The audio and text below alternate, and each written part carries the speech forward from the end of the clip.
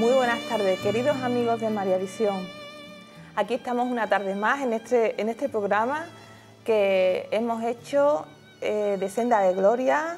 Es un programa que presento yo por primera vez. Como sabéis, lo presentaba mi querida amiga y compañera Carlina Delgado. Ella ha tenido una niña, ha sido mamá. Desde aquí le mando un beso muy grande y ahora, mientras que ella se reincorpora, pues la voy a reemplazar yo. Estamos pues aquí, Antonio José Sánchez Sáez. Muy buenas tardes, Antonio. Hola, encantado, María del Mar, y encantado de volver a estar contigo porque yo, en fin, empecé a colaborar con María Visión a través tuya y me alegro de estar contigo de nuevo. Sí que es verdad, pues muchas gracias. Me encanta hacer los programas con Antonio porque es una persona que está muy instruida y la verdad que lo que dice es que se lo cree de verdad porque tiene muchísima fe y bueno, me encanta hacer los programas con él. Este programa que vamos a hacer hoy va a ser dedicado a la Virgen María, a los dogmas en concreto de la Virgen María, a los 4 dogmas que hay ya y el próximo que está por venir, que todos los cristianos lo estamos esperando, que bueno, luego ya lo comentaremos. Primero vamos a empezar, como siempre, invocando la acción del Espíritu Santo, para que nosotros podamos hacer este programa como el Señor y la Virgen Santísima quiere y que seamos verdaderos instrumentos suyos. Entonces empezamos a rezar. Ven, Espíritu Santo, ven, llénanos con el fuego de tu amor. Llénanos de ti, Señor, para que todo lo que digamos pues sean palabras tuyas en nuestra boca y que todas las personas que nos oyen escuchen lo que tú quieres decir. También invocamos a la Santísima Virgen María para que nos guíe y nos ayude en este programa que es suyo, puesto que también es su canal, el canal de la Virgen María Visión. En nombre del Padre, del Hijo y del Espíritu Santo. Pues bueno, aquí estamos. Vamos a hablar en este primer bloque de lo que son los dogmas primero y luego vamos a hablar del primer dogma, que es el primero que fue proclamado y es el de María, Madre de Dios. Primeramente voy a leer lo que dice el Catecismo de la Iglesia de lo que es un dogma. Dice: el magisterio de la Iglesia ejerce plenamente la autoridad que tiene de Cristo cuando define dogmas, es decir, cuando propone de una forma que obliga al pueblo cristiano a una adhesión irrevocable de fe, verdades contenidas en la revelación divina, o también cuando propone de manera definitiva verdades que tienen con ellas un vínculo necesario. O sea que es una verdad, es un hecho que es objeto de fe, que es una revelación del Señor que se ha hecho de forma explícita o de forma implícita y que está designado así solamente por el magisterio de la Iglesia o por la tradición de la misma, que es antiguísima, ¿verdad, Antonio? Eso es. Nosotros, como cristianos y como católicos, tenemos la afortunada inspiración del magisterio de la Iglesia, porque no podemos ir por libres dentro de la Iglesia, cada uno pensando lo que quiere, con nuestra corta inteligencia, y para eso Dios y Jesucristo dijo que nunca faltaría la asistencia del Espíritu Santo, gracias al Papa y a la unión con los obispos. Es decir, que nuestra jerarquía tiene una misión muy importante y mucha responsabilidad. A veces pensamos que los obispos son personas que tienen solamente poder, y al contrario, el poder en la Iglesia implica responsabilidad. Entonces, cuando los obispos están unidos al Papa, ellos proclaman un dogma, pero no porque caprichosamente se lo inventen, sino porque después de que el pueblo cristiano lo ha pedido desde el principio, desde la muerte de Cristo, hasta que lo han declarado, ha habido muchos años de estudio, de invocación del Espíritu Santo, muchas encuestas entre obispos, muchos concilios que han declarado eso, y por tanto no es una forma de encorsetar la fe, al contrario, es una forma de iluminar la forma de pensar de los cristianos para que no nos desviemos hacia un lado o hacia otro. Exactamente, y yo pienso también, Antonio, que los dogmas están muy relacionados con la fe de las personas, de los cristianos. Pues ¿por qué? Pues porque los dogmas son como luces que van iluminando el camino de nosotros, de los cristianos. Van iluminando ese camino espiritual, ¿no?, que nosotros tenemos. Pero luego a la inversa es igual.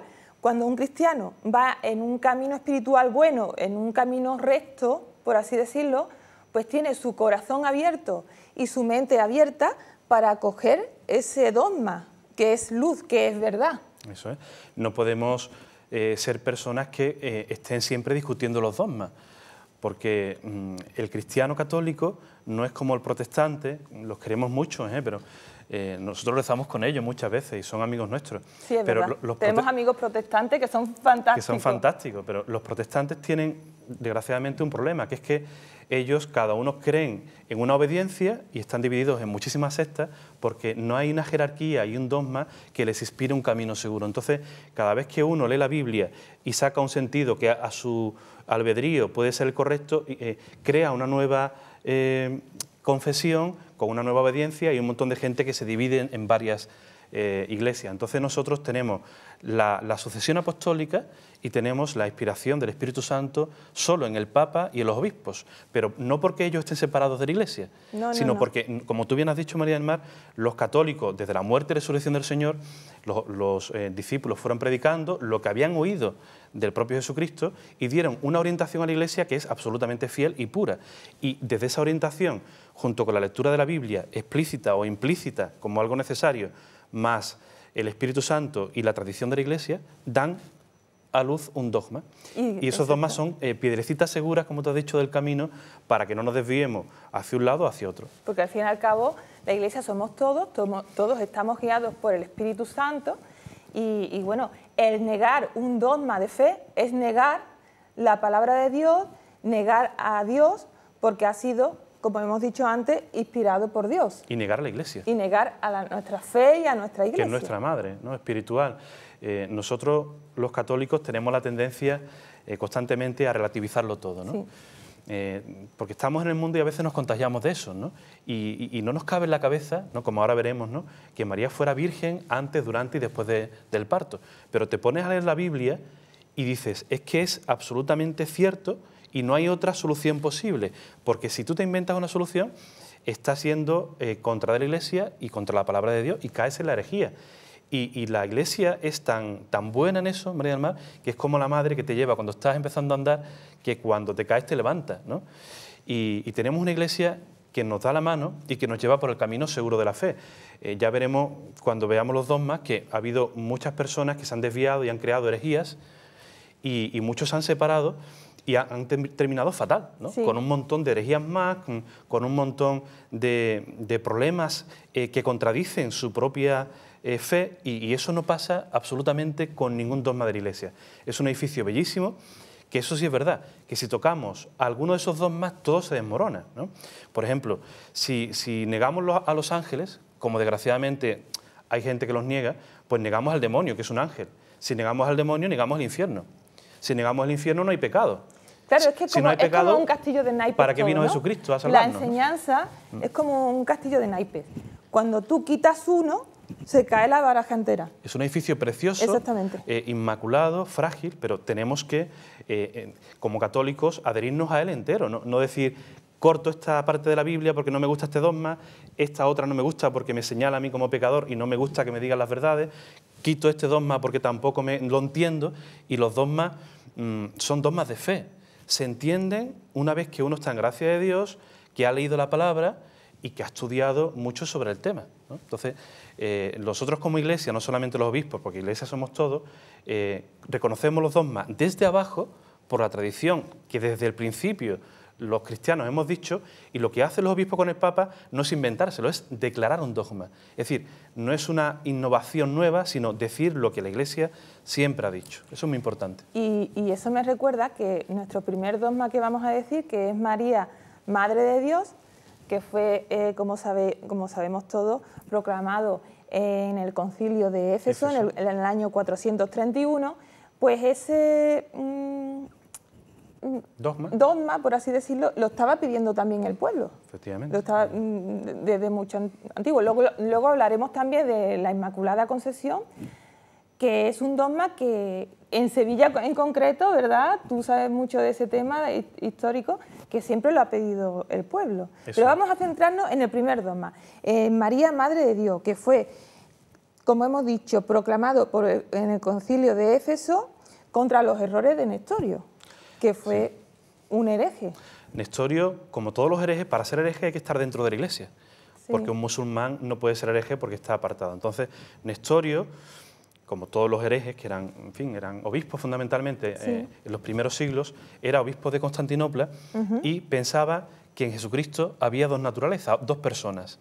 La persona de Cristo, que era hombre, y la persona del Hijo de Dios, que no estaban unidas, sino que eran dos personas separadas. Es lo que se llamó en aquella época el difisismo. Exactamente. Entonces, nosotros los católicos siempre, desde que Jesucristo puso su carne en este mundo, y Él predicó, dijo que Él era uno con el Padre, Él era Dios, y que en su carne, como le dijo el arcángel San Gabriel a la Virgen María, se encarnaría el Hijo de Dios. Es decir, es una única persona, con dos naturalezas, con la naturaleza humana y la divina, pero no dos personas separadas.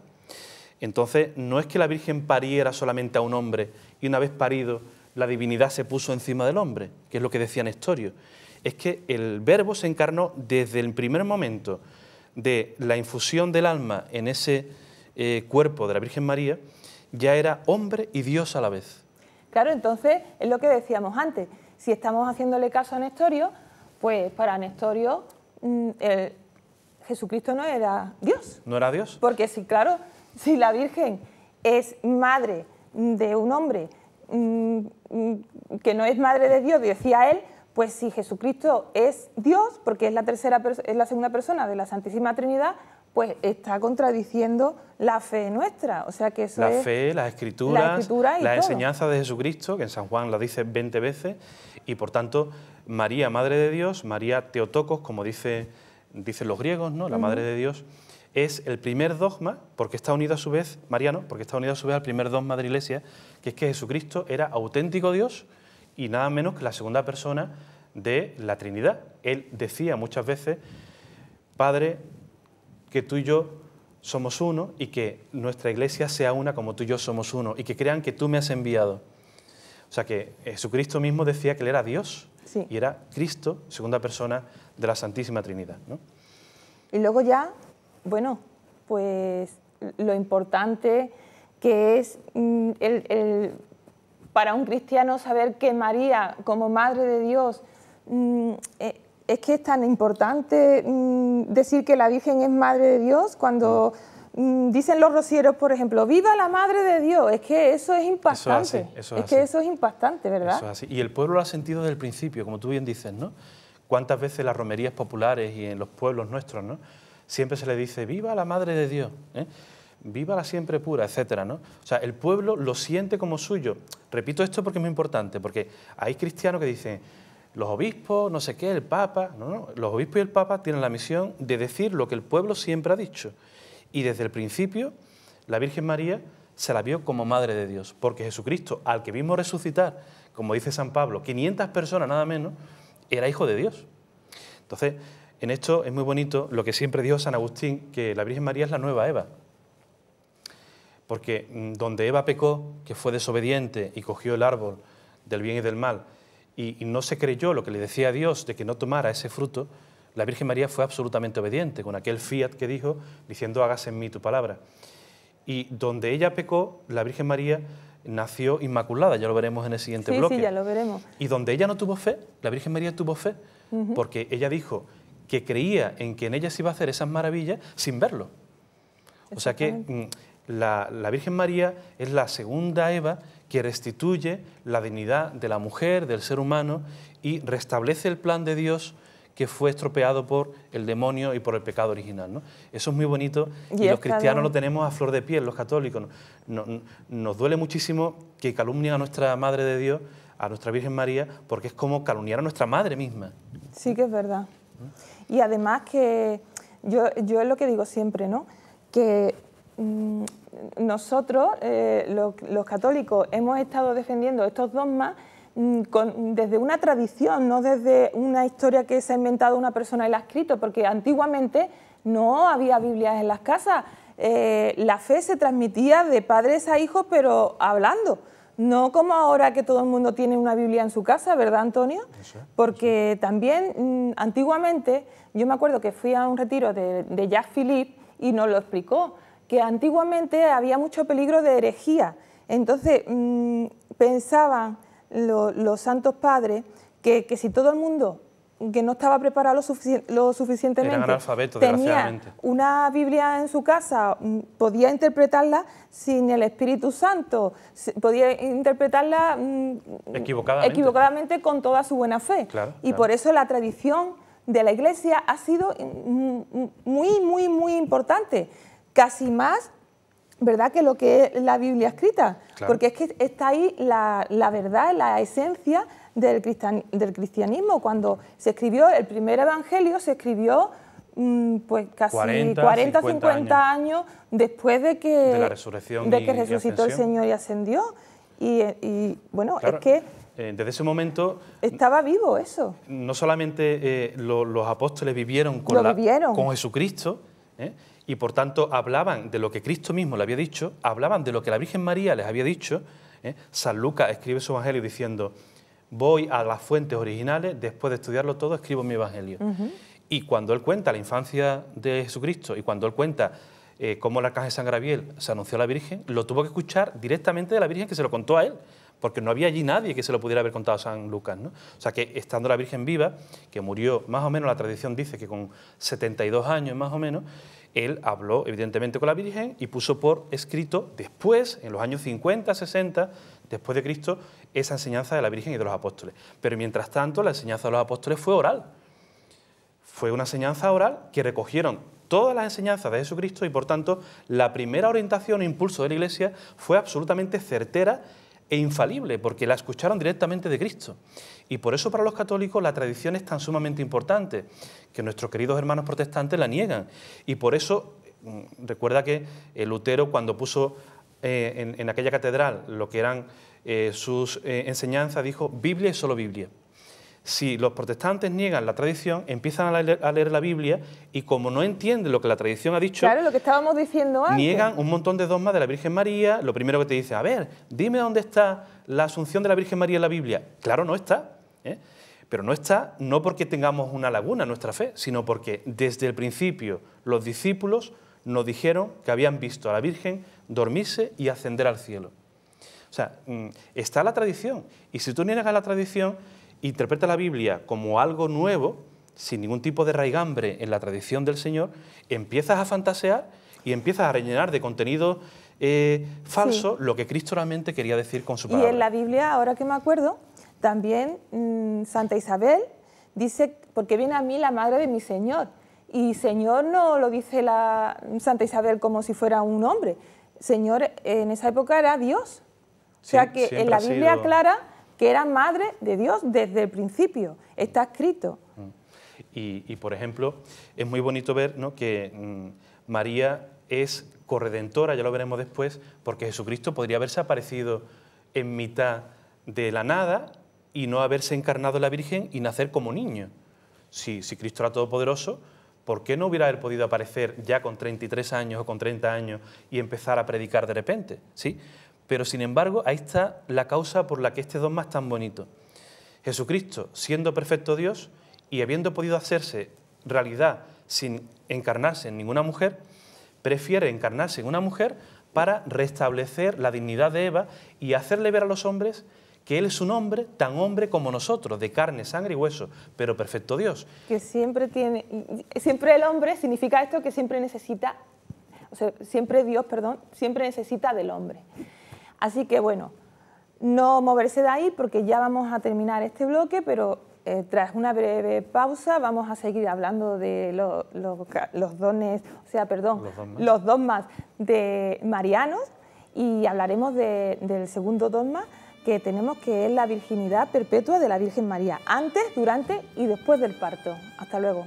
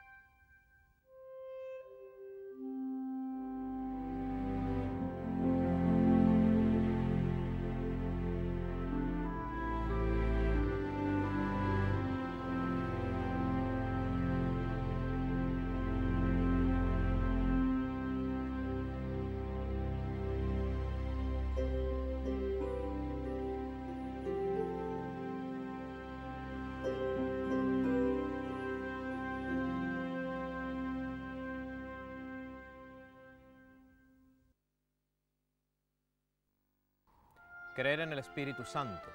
Dice el Joe Cad, en el punto 113, que creer en el Espíritu Santo es adorarle igual que al Padre y al Hijo. Quiere decir que el Espíritu Santo ha comenzado a venir a nuestro corazón para que como hijos podamos conocer a nuestro Padre del cielo.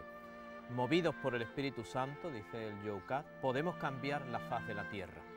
La pregunta es, ¿qué significa para nosotros de verdad el Espíritu Santo? ¿Quién es para nosotros? ¿Cómo lo entendemos? ¿Qué significa para nosotros el Espíritu Santo? Decía el Papa Juan XXIII que el Espíritu Santo es el gran desconocido para la Iglesia. ¿Pero por qué? ¿Realmente también es el gran desconocido para ti? Es la fuerza que hay que suplicar, que pedir. A lo largo de toda la historia de la salvación, Dios va dando la fuerza de su Espíritu Santo para cambiar la faz de la tierra, para hacer una historia nueva, también en tu vida. Es el Pentecostés nuevo que cada uno de los creyentes suplicamos que venga a nuestra vida. Para abordar este tema hay que tener siempre claro este misterio que supone Dios, el misterio que es el Padre, el Hijo, y confesar nuestra fe en que el Espíritu Santo puede hacernos comprender quién es realmente Dios. Pidamos que venga a nuestro corazón.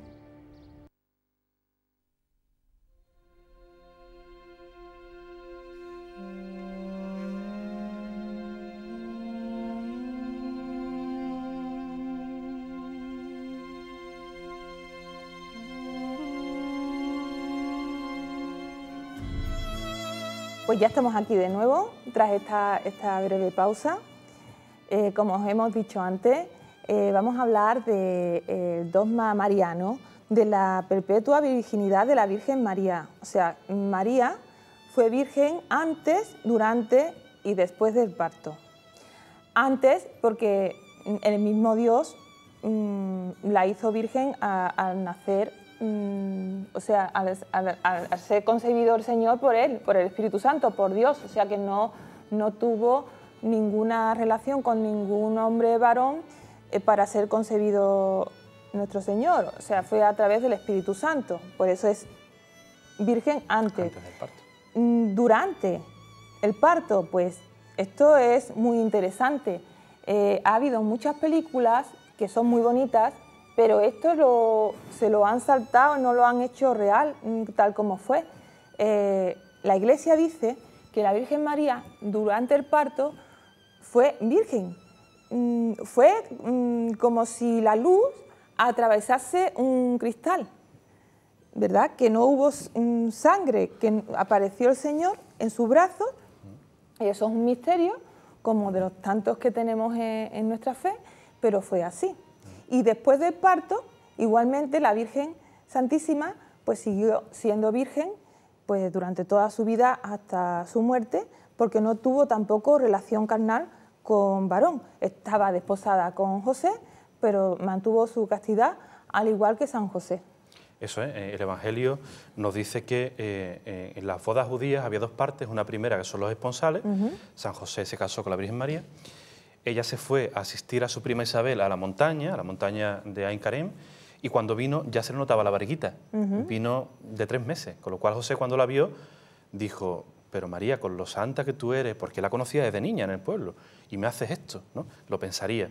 Y de repente pensó en divorciarse de ella en silencio, porque si lo hacía público, el castigo que le iba a caer a la Virgen María era apedrearla hasta la muerte, según el Antiguo Testamento, con lo cual él, como buena persona, decide separarse de ella en silencio. Pero se le aparece un ángel y le dice a San José, el niño que estás esperando no es tuyo, evidentemente, sino del Espíritu Santo. Es virgen antes del parto. Durante el parto, como tú bien has dicho, es algo incomprensible para una mente humana. En los misterios siempre hay algo que uno no puede entender. Nuestra religión no es una religión matemática donde todo esté explicado para nuestras cabezas tan débiles, ¿no?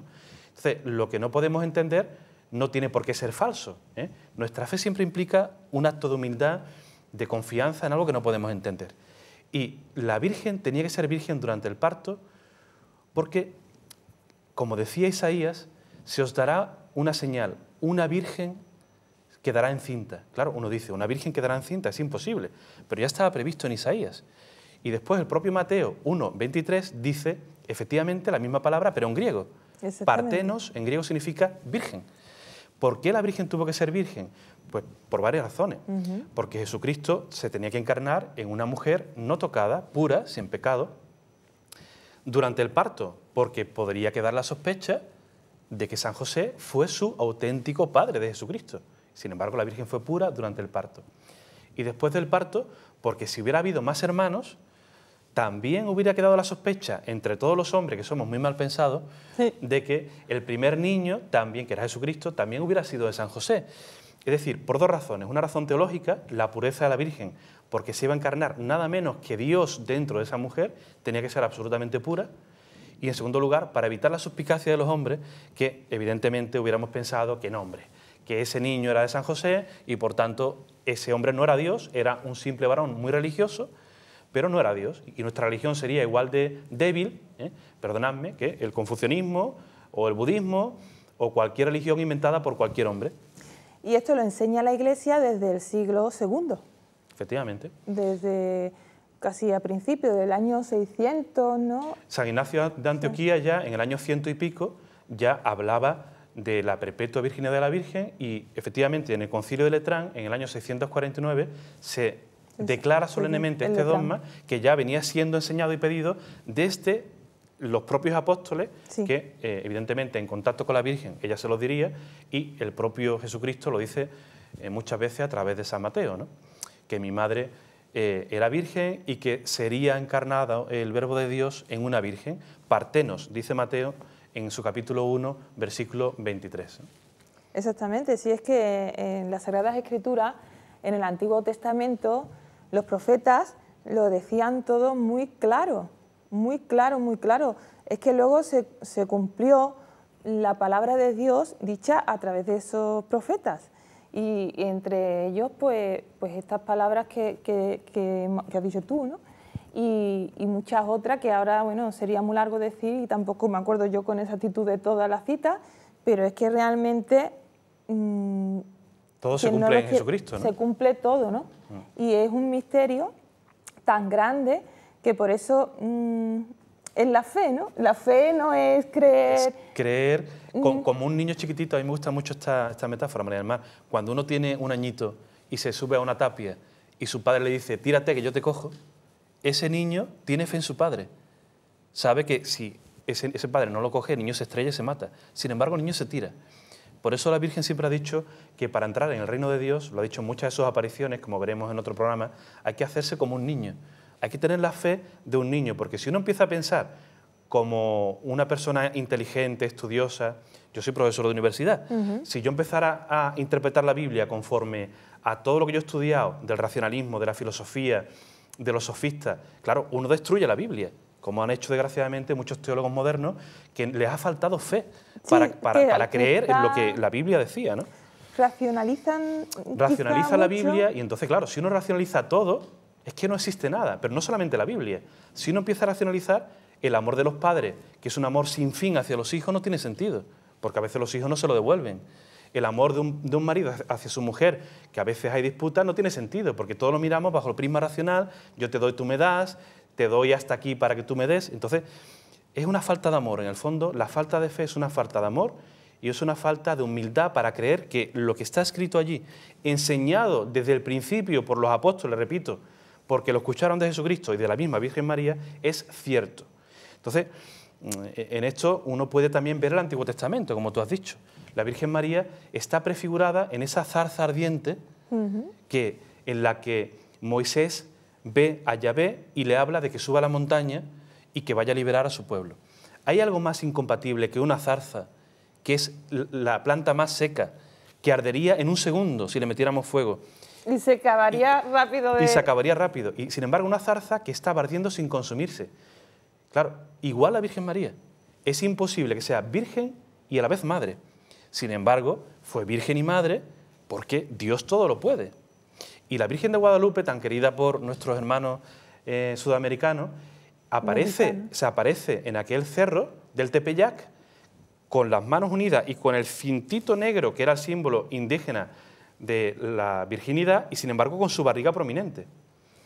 O sea, es muy bonito, si entendemos todo lo que ha pasado en la historia de la redención, leemos el Antiguo Testamento, el Nuevo, las apariciones de la Virgen, vemos que es todo absolutamente coherente, no hay nadie que se haya inventado nada, sino que todo viene desde el origen de la tradición, de la Escritura y del Espíritu Santo. De los signos, que ahora que has dicho eso de la Virgen de Guadalupe, me acuerdo que cuando se apareció la Virgen de Guadalupe, el intento por evangelizar América estaban derrumbándose, porque es que era imposible, porque tenían una serie de creencias esas personas indígenas con toda su buena fe, claro, que es que era muy difícil, pero gracias a esos signos de la Virgen de Guadalupe, eso que tú has dicho, que estaba embarazada y que sin embargo tenía, pues todo eso hizo que esas personas con esos símbolos leyeran realmente ahí, en esa simbología, que era la Madre de Dios, que era realmente la reina del cielo, la reina del cielo, con esas imágenes que aparecían. Pero bueno, eso ya lo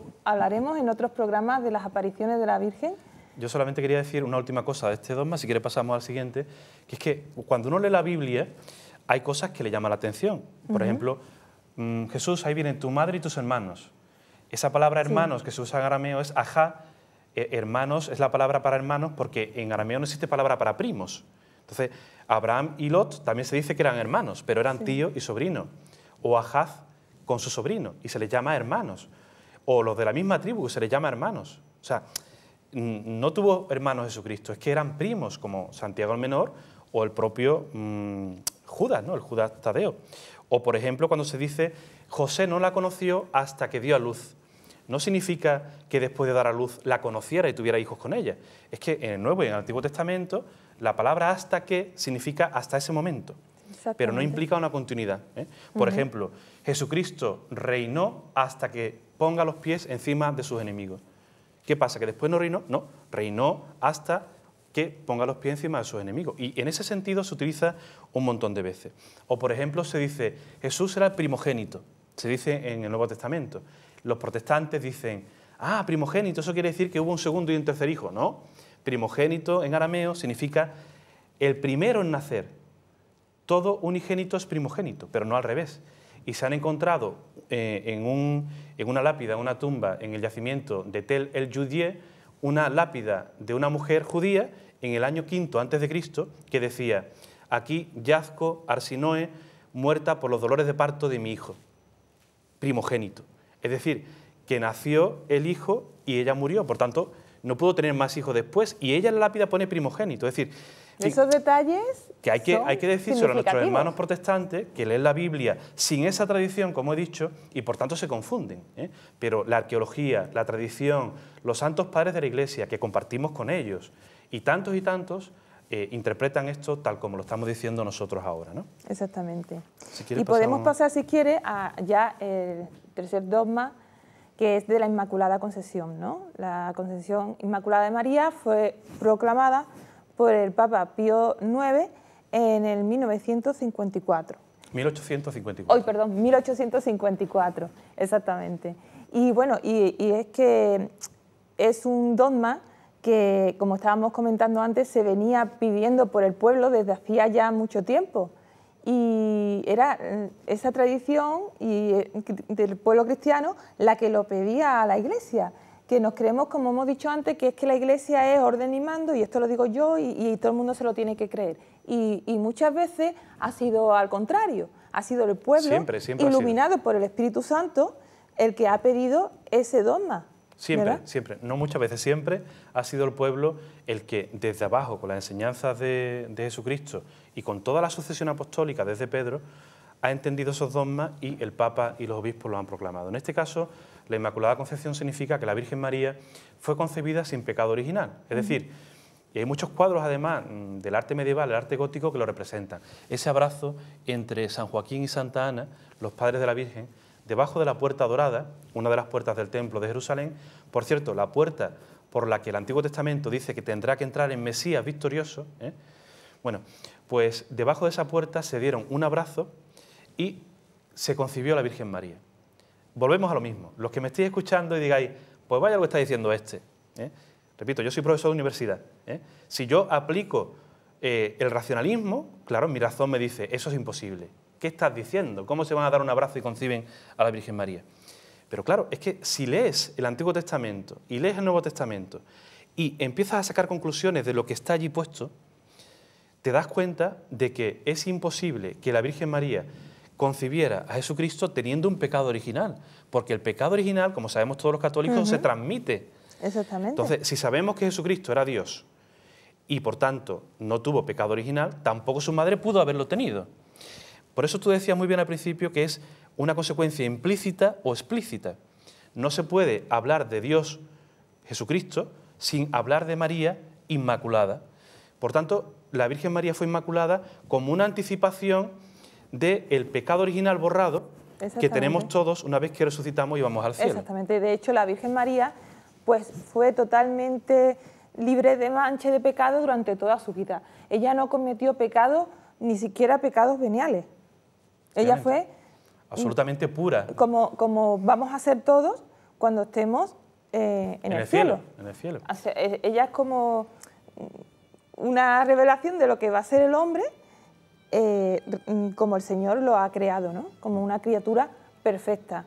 Es una criatura humana, pero perfecta, como quiere el Señor que seamos todos perfectos y que todos estamos llamados a serlo y que no vamos a tener otro futuro, solamente los cristianos que seamos, el futuro del cielo va a ser que seamos perfectos. O sea, no... Y en eso tenemos que nosotros colgarnos una medallita, porque en Sevilla tenemos el honor de haber sido los que hemos defendido antes que nadie la Inmaculada Concepción de la Virgen María. Desde 1615, el Silencio, los Negritos y otras muchas hermandades juraron voto de sangre. Yo he salido en el silencio varios años y se lleva la espada votiva, que es la espada que representa que te juegas la vida, si hiciera falta, esto suena muy fuerte, pero es la época también, frente a aquellos que negaban en la Sevilla de la época, los dominicos, que la Virgen María era inmaculada. Entonces, muchos sevillanos, como Miguel Cid, como Martínez Montañés, como Murillo, pidieron ante el Papa la Inmaculada Concepción. Y ya por fin, en 1854, el Papa Pío IX proclama la Inmaculada Concepción. Y una cosa muy curiosa, 4 años después, en Lourdes, se aparece la Inmaculada Concepción. Y eso lo vamos a decir en el siguiente bloque, porque nos tenemos que ir a pausa y no queremos dejar de hablar de este dogma, que todavía nos queda un poquito, para pasar luego de la Asunción de la Virgen, como todos sabéis. Hasta luego. Hasta ahora.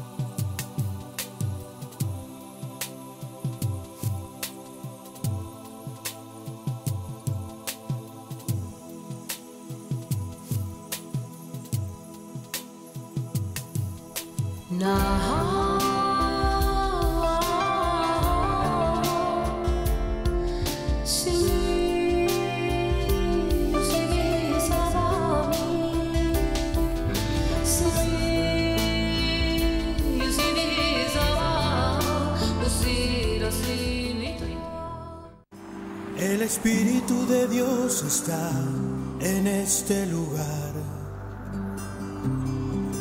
El Espíritu de Dios se mueve en este lugar. Está aquí para consolar. Bueno, pues estamos con gran alegría preparándonos para la fiesta de Pentecostés. Pentecostés quiere decir 50, la fiesta de los 50 días, porque se celebra 50 días después de que Cristo resucita. Y es la fiesta del Espíritu Santo. El Espíritu Santo ya estaba desde mucho antes con los apóstoles, siempre ha estado presente, es Dios. Él no podría no estar en todas partes porque es Dios. Y si leemos los evangelios con cuidado, vemos que aquel domingo de resurrección, cuando estaban los apóstoles reunidos en el cenáculo y que estaban oyendo los cuentos que les platicaban los discípulos de Emaús, y cuando estaban admirados de lo que les decían, a puerta cerrada, Cristo glorioso cruza los muros de aquella casa del cenáculo y y se presenta ante los apóstoles. Y también ahí dice ese evangelio que Jesús les sopló y les dijo: recibid el Espíritu Santo.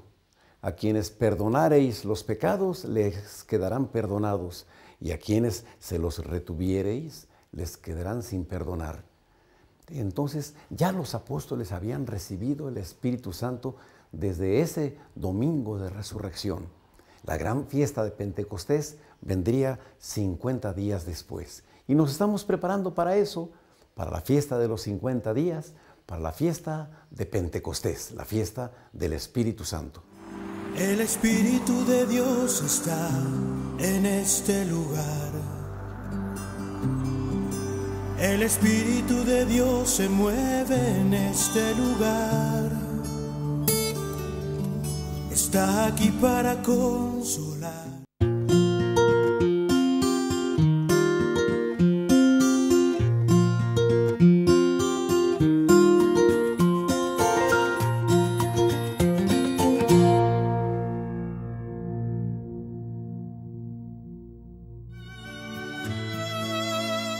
Pues ya estamos aquí de nuevo, queridos amigos de María Visión, en este programa que estamos haciendo de los dogmas de la Virgen. Estábamos hablando del dogma de la Inmaculada Concepción.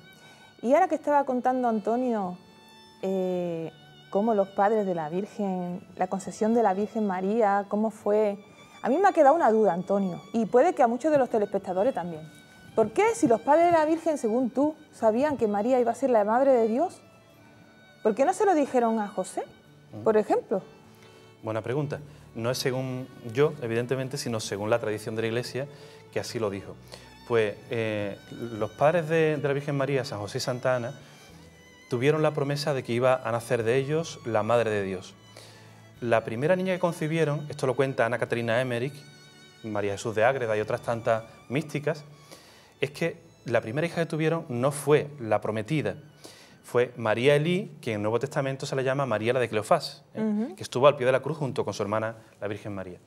Pues al verla que siendo una niña era normal y que cometía travesuras y cosas malas de niño, dijeron, no es la hija, la predestinada.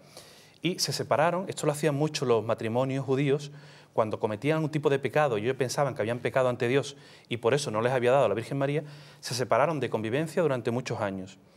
Y rezaron mucho para que esa niña viniese en segundo lugar. Y se encontraron en esa salita, que nuestros telespectadores la pueden encontrar por internet, repito, que está todavía intacta. Está físicamente. Físicamente, debajo de la Puerta Dorada está aquella sala que se llama la Sala de la Reconciliación. Y ahí se abrazaron y concibieron a la Virgen María. Es, además lo dice Ana Caterina Emmerich, la forma en la que todos hubiéramos concebido a nuestros hijos en el paraíso si no hubiera mediado el pecado original. Sin sexo, por así decirlo, con el mero amor entre las dos personas. Claro, si los padres le llegan a decir a la Virgen María que ella estaba predestinada, ella posiblemente hubiera tenido una educación muy regalada, con muchos regalos, con muchísimas ofrendas y se hubiera posiblemente engreído. Y tampoco se lo dijeron a San José porque cualquier hombre, yo el primero, si te dice, mira, te vas a casar con mi hija y de vosotros van a hacer Dios, pero no de ti, sino del Espíritu Santo. Cualquier hombre se asusta, sale corriendo. Pues tienes razón, Antonio, eso es muy interesante, ¿eh? Pero claro, la pregunta siguiente yo te diría, María del Mar, ¿por qué esto no aparece en las Escrituras? Pues porque las Escrituras no recogen las curiosidades mundanas. Solamente recoge lo importante, lo que nos hace falta para nuestra salvación. Lo importante que cualquier persona necesita para la salvación, pero no te habla de cosas que por curiosidad humana todos nos podíamos preguntar. Y ahí está el papel de las revelaciones privadas que, en fin, tantísimos santos han tenido de este mismo episodio de la Inmaculada Concepción de la Virgen María. Sí que es verdad, que yo ya había tenido he leído varias cosas con respecto a eso y es muy interesante. Ya vamos a pasar al dogma de la Asunción de la Virgen, que fue proclamado por el Papa Pío XII en 1950. Y bueno, es que el dogma de la Asunción de la Virgen a mí me gusta mucho porque, bueno, es que distingue lo que es la Asunción de la Ascensión del Señor.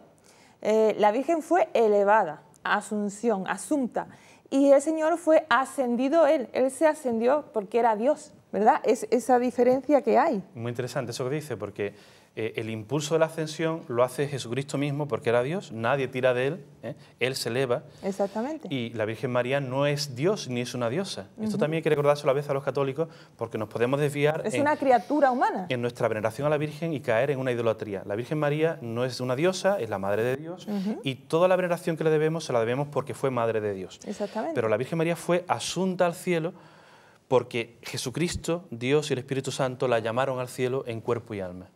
Exactamente, y además esto lo dice la Iglesia, bueno, la fiesta de la Asunción, que conocemos todo el mundo, pues se celebra desde el año 500 después de Cristo, o sea, es muy antigua. Y de todo lo que se ha escrito de la Asunción de la Virgen a los cielos, pues San Antonio de Padua, os voy a leer lo que escribió porque es un sermón que dirige a la festividad de la Asunción y a mí me ha encantado y lo quiero leer porque está totalmente inspirado por el Espíritu Santo. Es un discernimiento asombroso, ¿no? Apoyándose en las Escrituras también, ¿no? Dice, la bienaventurada Virgen María fue asunta con el cuerpo que había sido tabernáculo del Señor. Por eso dice el salmista, ven, Señor, a tu esposo, a tu reposo, tú y el arca de tu santificación. Como Jesucristo resurgió de la muerte, vencida, y subió a la diestra del Padre, así también resurgió el arca de su santificación, porque en este día la Virgen Madre fue asunta al tálamo celestial. O sea, ¿qué forma más bonita? Precioso. Y como decías tú antes, que los dogmas no se inventan, sino que están en el Antiguo y en el Nuevo Testamento. Es absolutamente revelador que ya el rey David en sus salmos, 1000 y pico años antes de que naciera la Virgen María, tuviese esa revelación directa diciendo que no solamente ascendería al Hijo de Dios, sino su arca. El arca, evidentemente, es la Virgen María. Y asciende en cuerpo y alma, porque esos teólogos que estamos diciendo que reinterpretan la Biblia bajo conceptos racionalistas dicen, no, hombre, no, el cuerpo no puede ascender. Igual que niegan la ascensión de Jesucristo en cuerpo y alma. Sí, sí. Lo que subió fue el alma, como todos nosotros cuando nos morimos que sube el alma. Sí. Pues no, claro. Porque es que entonces están negando la divinidad de Jesucristo y la divinidad de la Virgen María. ¿Por qué sube Jesucristo en cuerpo y alma? Porque dignifica la naturaleza humana.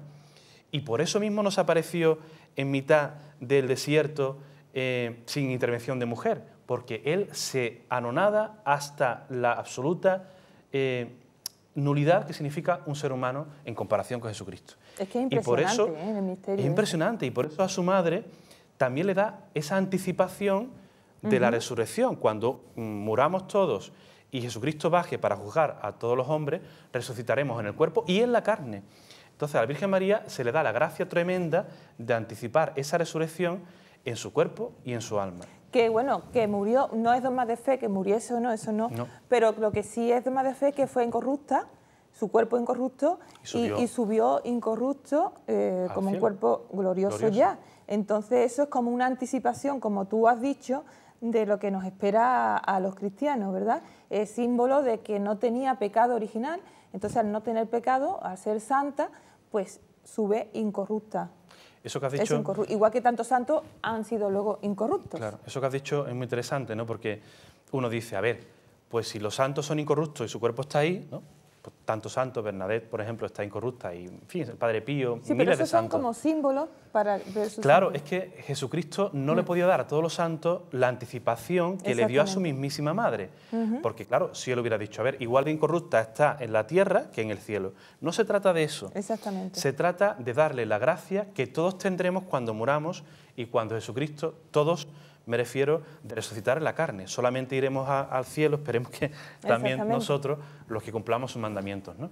Pero ahí vemos la absoluta excepcionalidad de las gracias que Dios le dio a la Virgen María.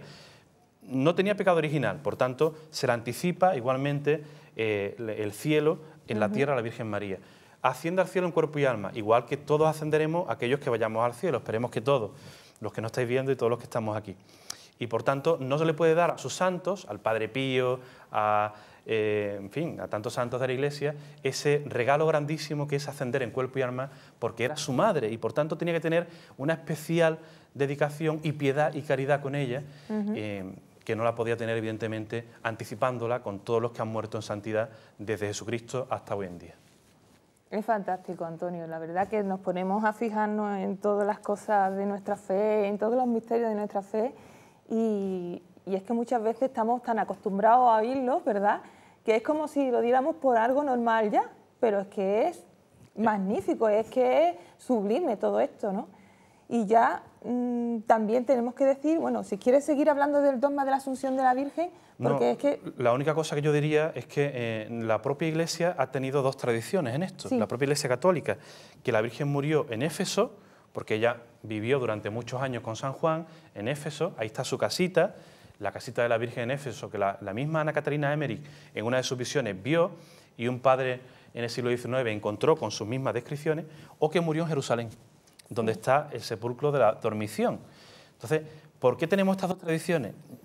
Pues muchos santos han dicho que porque el propio Jesucristo nunca ha querido decir dónde estaba realmente el lugar donde murió la Virgen para que no la adorásemos como a un Dios y no cayésemos a la idolatría. Si es que todo es por algo. Y también quisiéramos hablar de un dogma que estamos todos los cristianos deseando, ¿verdad?, que lo estamos pidiendo, que es la Virgen como corredentora, abogada y medianera de todas las gracias. De todas las gracias, de toda la humanidad.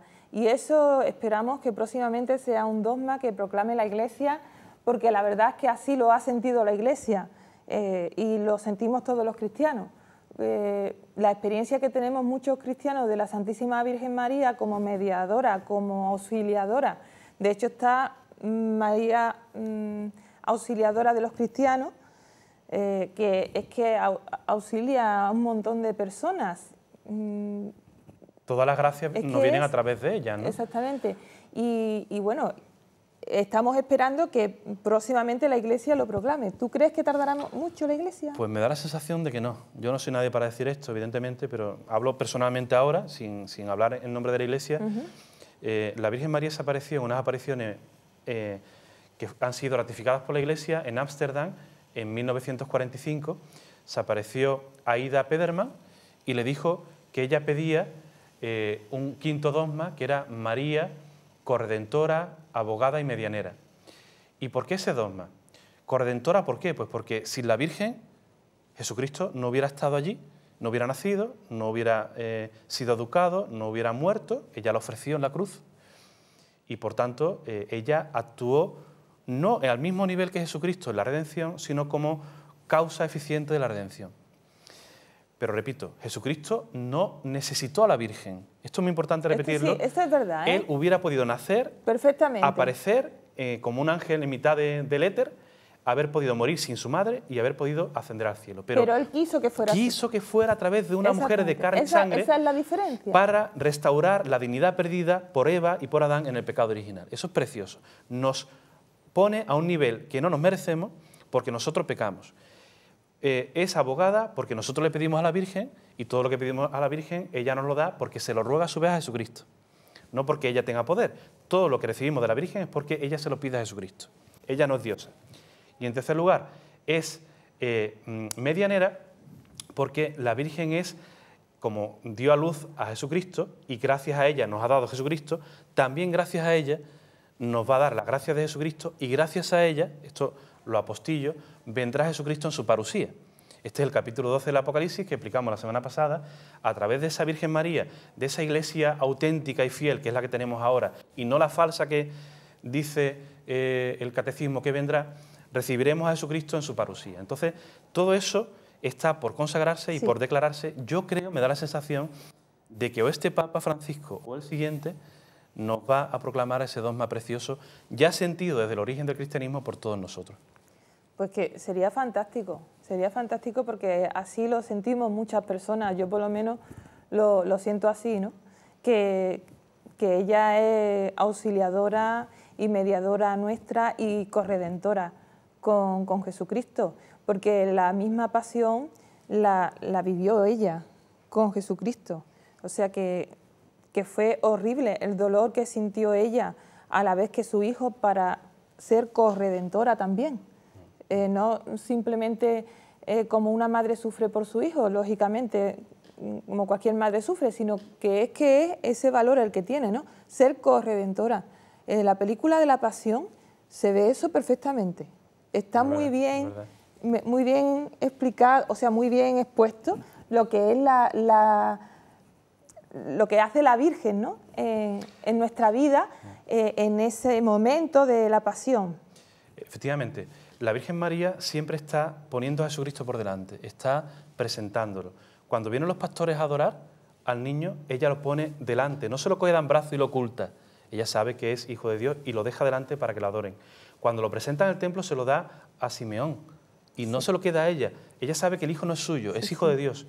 Cuando va a morir en la cruz, ella no impide que muera en la cruz. Sabe que lo tenía que parir para morir y por tanto para redimirnos, y ella misma lo extiende en la cruz espiritualmente, igual que lo presentó en el templo. Y por tanto ella, una vez ascendida al cielo, actúa de madre espiritual y a través de ella todas las gracias nos llegan a todos nosotros, ¿no? Imaginaros como una madre cuando tiene a su hijo está que tiene miedo de que el médico, a ver lo que hace el médico cuando... Yo no soy madre, ¿no? Pero yo lo sé porque viví los partos de mi hermana y cómo esa madre, la Virgen María, se desprende. Desde el principio. Desde el principio. Y entrega a su hijo desde su nacimiento. Es impresionante. Y bueno, ya estamos terminando, Antonio. Se nos ha hecho cortísimo, por lo menos para mí, porque es apasionante este tema de la Virgen María. Ya vamos a seguir hablando de la Virgen María en el próximo programa, de las apariciones de la Virgen, que es un tema muy de última y muy interesante. Así que os espero ahí, que el viernes a las 7 estéis con Senda de Gloria. Muchas gracias a todos, queridos telespectadores de María Visión, y muchas gracias a ti, Antonio. Muchas gracias y que Dios bendiga a todos. Que Dios bendiga.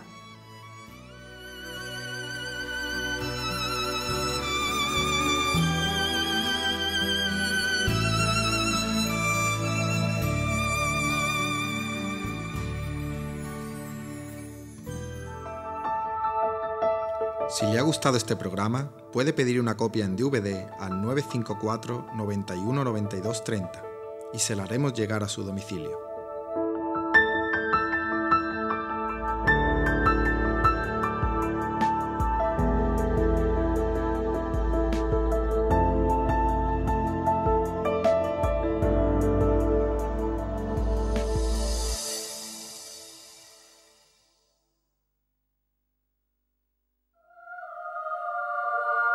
María Visión España es un canal de televisión católico que se sustenta con la generosidad de los telespectadores. Necesitamos de tu ayuda para que María Visión sea una realidad y llegue a todos los hogares de España. Colabora con nosotros a través de la Fundación Estrella del Pilar. Número de cuenta 0049 4340 86 281 0012621. Y para aportaciones desde el extranjero, IBAN ES 65 0049 4340 8628 1001 2621.